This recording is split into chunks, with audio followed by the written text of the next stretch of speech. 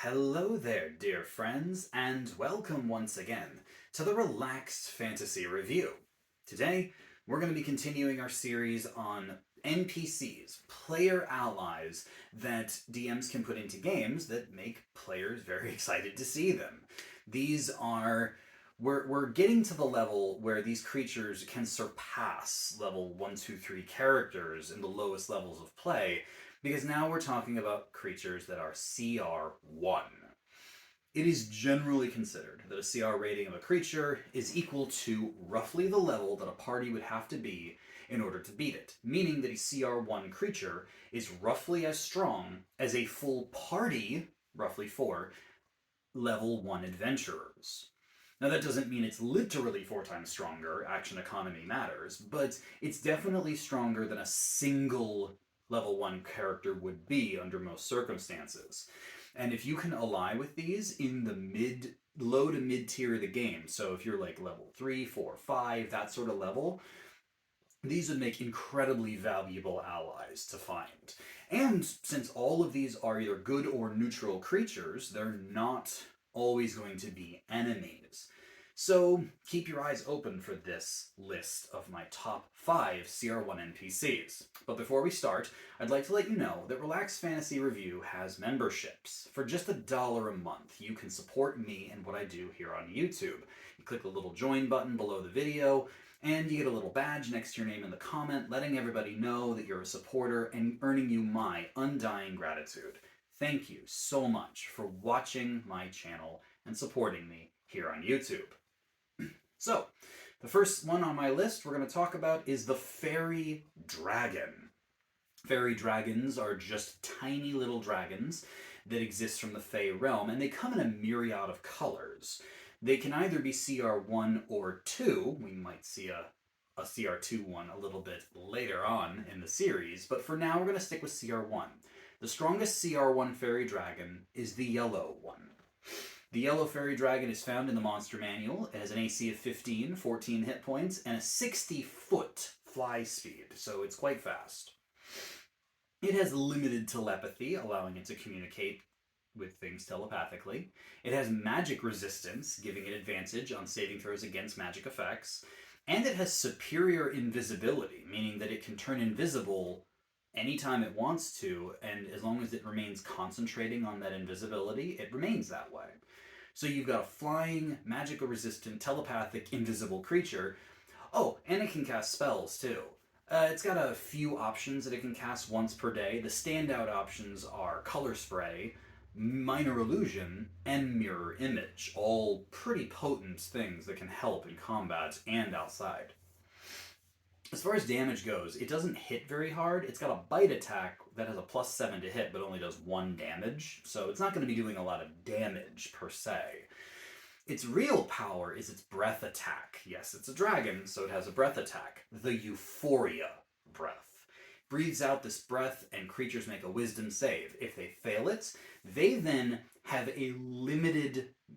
Basically, what they can do is limited. They're kind of charmed, and then they have to roll a d6 to determine what they do on their turn. They will either not be able to take actions, bonus actions, or reactions and move in a random direction, or they won't be able to move at all, but they'll get to make a saving throw to try to break out of the effect. They exist in this euphoric state. This is a recharge breath weapon. The dragon can do it 1/3 of the time.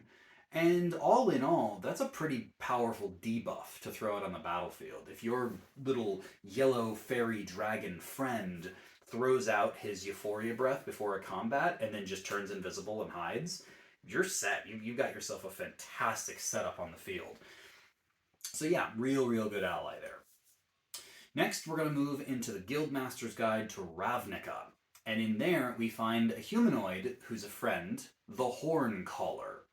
Horncaller's just a person. They have a 13 AC, 39 hit points, which is reasonably tanky at this level, and a 30-foot speed. They can naturally speak with beasts anytime they want, and they have innate spellcasting again. Just 2 spells this time, but boy are they powerful. They've got the Bless spell, which is one of the best buff spells out there, and they have Conjure animals, which allows them to just summon up hordes of animals to fight alongside you, or one really big animal, depending on how you want to play it. Conjure Animals is one of those spells that's often banned by DMs because of how powerful it is, yet this NPC can cast it once per day for free. They do have a multi-attack option. They have a staff, a standard quarterstaff with a +3 to hit, does 1d6 +1 damage, and they have a power called One with the World's Soul, which is part of their multi-attack. They can order a beast that they can see nearby to reaction attack.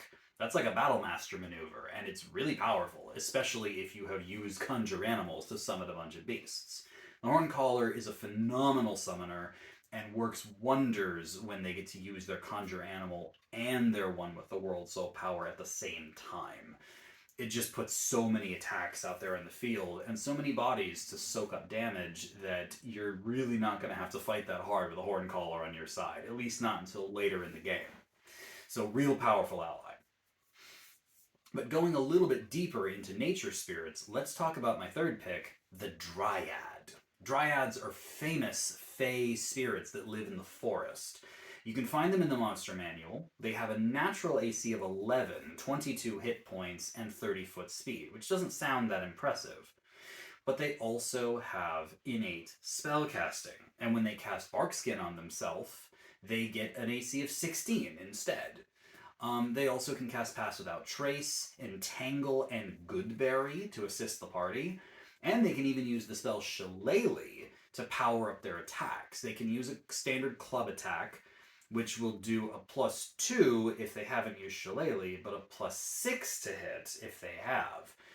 And if they haven't used Shillelagh, it'll just do your standard 1d4 damage, but if they have, it does 1d8 +4. So that's quite a boost to the power, and I would think that a Dryad would do that any time they get stuck in melee combat.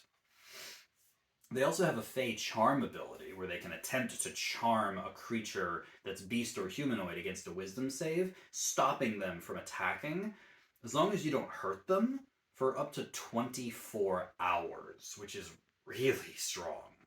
They can only have one of these at a time, but that can still take a really potent enemy out of the fight.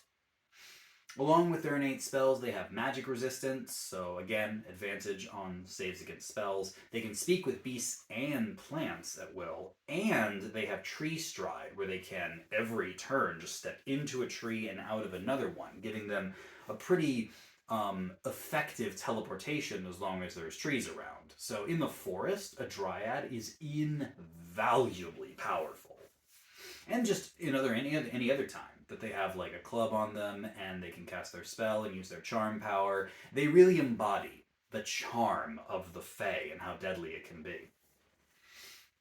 Well, let's step away from the monster manual again and go to Eberron, Rising from the Last War. This is a campaign setting, and within it are several creatures, and one of them is a CR-1 beast called the Iron Defender. This construct has an AC of 17, quite high, 30 hit points, and a 40-foot speed, which is pretty fast for a big metal dude.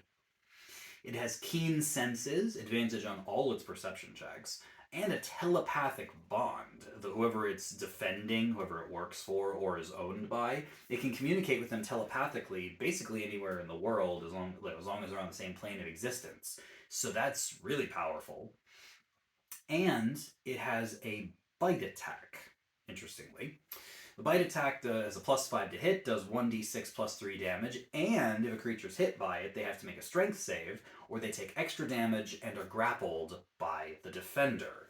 This construct is a wonderful attack dog, and with its telepathic bond, its high speed, and its decent damage, it is really, really good as a pet. Like, I'd rather have an Iron Defender than a wolf or a mastiff or maybe even a horse. It's a really, really cool, metallic pet, and I could definitely see an Artificer strapping up with this Iron Defender along with their Steel Defender if they're a Battlesmith. A real good combo package there. But finally, on the theme of Artificers and clockwork creatures, let's talk about the last one on my list, from the book that no one really seems to know about, Acquisitions Incorporated. How to Run a Business in D&D. But within it, a strange little adventure, and a strange little creature, the Clockwork Dragon. Yes, the fairy dragon isn't the only interesting CR1 creature. The Clockwork Dragon has an AC of 16, 22 hit points, and a 60-foot flying speed, as well as a 30-foot speed on the ground, so, it can move fine without flying. It has the false appearance trait, where it just doesn't look like, it looks like it's a toy or a statue if it doesn't move. And it's got a bite attack, does +4 to hit with 1d10 +2 damage, which is not a bad amount of damage. And it has a breath weapon attack, which is really strong. Forces a dex save, and if a creature fails, it takes 4d6 fire damage, and it can be recharged on a 5 or a 6 1/3 of the time.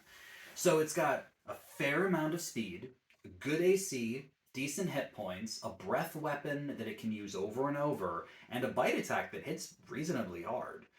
This is a really strong pet. Like, I'd rather have this than an Iron Defender, or maybe a Fairy Dragon. It depends on the situation, but as far as just raw power goes, a little flying Clockwork Dragon that's breathing fire on your enemies, biting them if they get too close with a 16 AC, that's good. That's really good. And the idea of the false appearance means you can set it up in ambush and just have it sit there. And so you give it this signal, and then it just blasts the room. Fantastic tactics. All in all, any of these creatures can be interesting depending on your setting, whether you're in Acquisitions Incorporation, Ravnica, Eberron, or wherever. Any of these can work, and with a little bit of DM approval, getting these guys on your side to assist you wouldn't be that hard. And I think that these can make valuable allies for the low to mid tier of the game. So talk to your dungeon master and see if you can pull off one of these NPCs with your party. This has been the Relaxed Fantasy Review. If you enjoyed the video, please like and subscribe down below. Have a look for the join button down there, and keep your eyes peeled for more monster reviews coming down the line soon. Have a good one, my friends.